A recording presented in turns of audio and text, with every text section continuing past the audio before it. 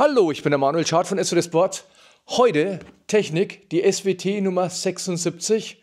Dieses Projekt, das bearbeiten wir schon seit 2017 mit dem Jörg, dem Besitzer, zusammen. Aber jetzt gibt es erstmal kurz ein bisschen Bikebahn und dann sind wir wieder da.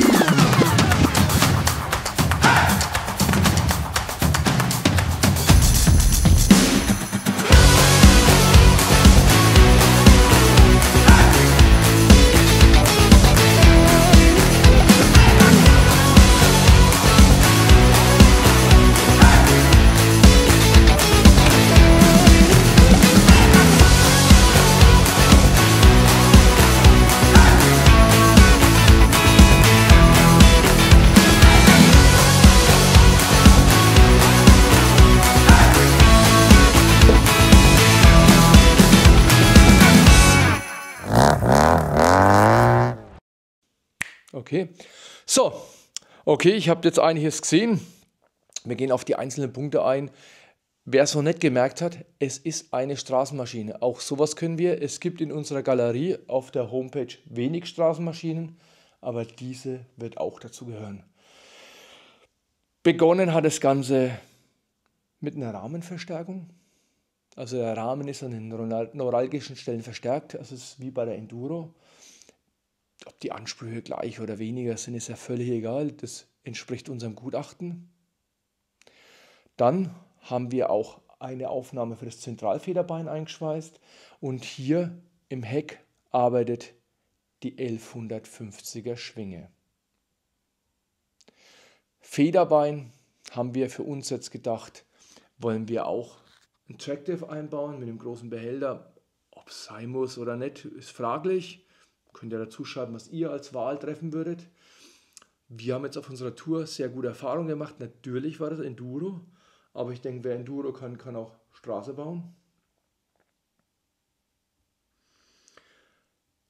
Rein aus optischen Gründen, nicht für die Stabilität. Und weil die Schwinge nicht ganz so lang ist, hat hier die 1150 GS-Schwinge seinen Platz gefunden. Und die sieht halt einfach viel, viel schöner aus als die der 1100er.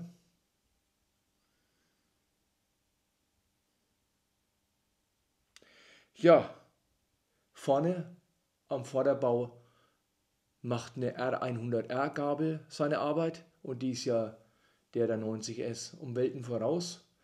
Bremsanlage sind dann zwei Brembo Bremszangen, Doppelscheibenbremsanlage und Kreuzspeichenfelgen. Das ist das, was die 90S ja nicht gehabt hat. Und wir versuchen, die 90S ein bisschen in die Neuzeit zu bringen. Ich weiß auch, dass wir mit altem Material spielen. Aber nachher wird sich das weisen. Man hat optisch ein Konzept aufgegriffen, das schon mal da war und das cool ausgesehen hat und hat es einfach ein bisschen verbessert. Hinten am Heck ist die 4 Zoll Felge der Vierventiler verbaut.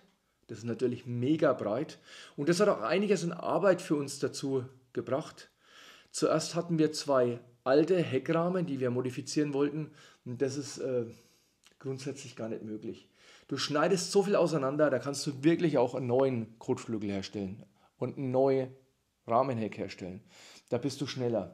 Und so ist es auch so wann. Nachdem wir die anderen Hecks zerschnitten haben und die uns nicht geholfen haben, haben wir einen eigenen Heckrahmen gebogen.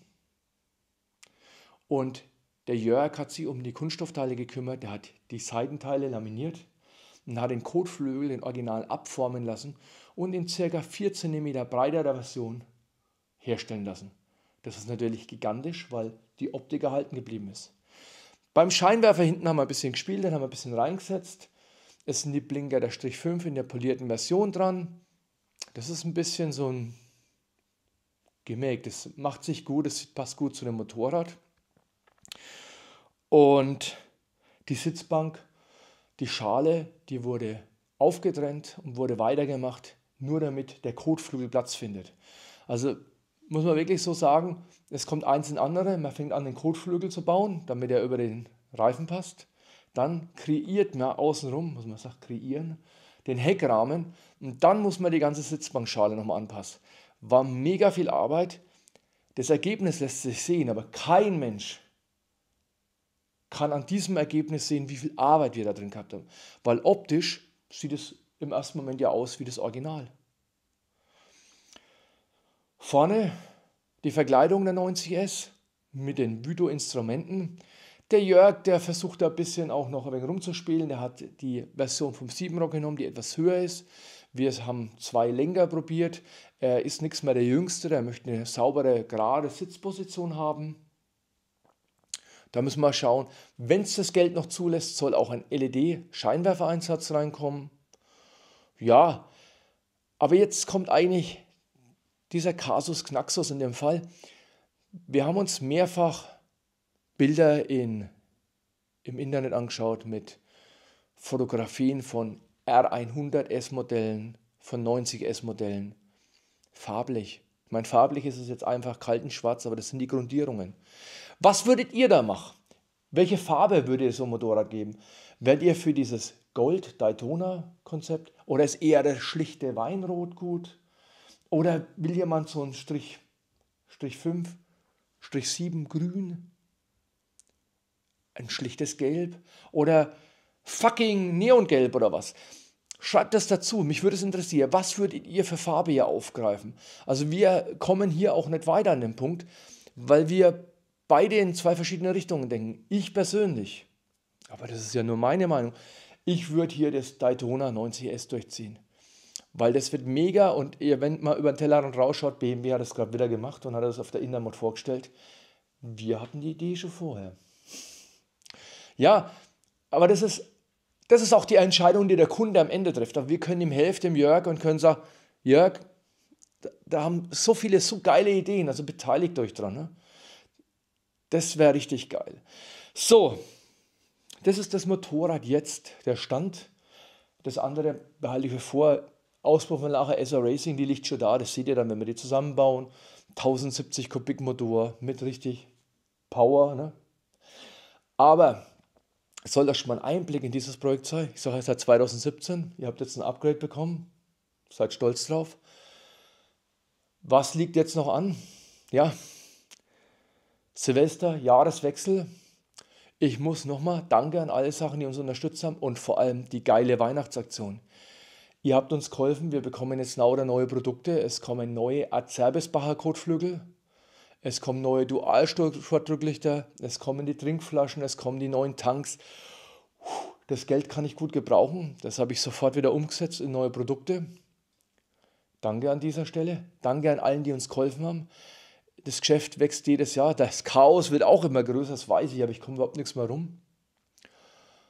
Bleibt dabei, helft uns, abonniert unseren Kanal, empfehlt uns euren Freunden. Wir leben von der Mundpropaganda. Schau, dass ihr Teile bei uns bestellt, wenn es geht. Also ich muss darum bitten einfach. Ich meine, das Geschäft, diese Werbung ist ja auch irgendwie fürs Geschäft. Euch da draußen wünsche ich einen guten Beschluss. Kommt gut ins nächste Jahr. Für uns ist das wie jedes Jahr. Das Jahr endet einfach mit dem 31.12. Ja, feiert schön, trinkt nicht so viel. Ihr wisst, ich trinke gar nichts und habe trotzdem einen schönen Abend. Wir, wir sehen uns im nächsten Jahr wieder. Ich danke euch. Bis bald, euer Manuel Schad von SWD Sports. Ciao.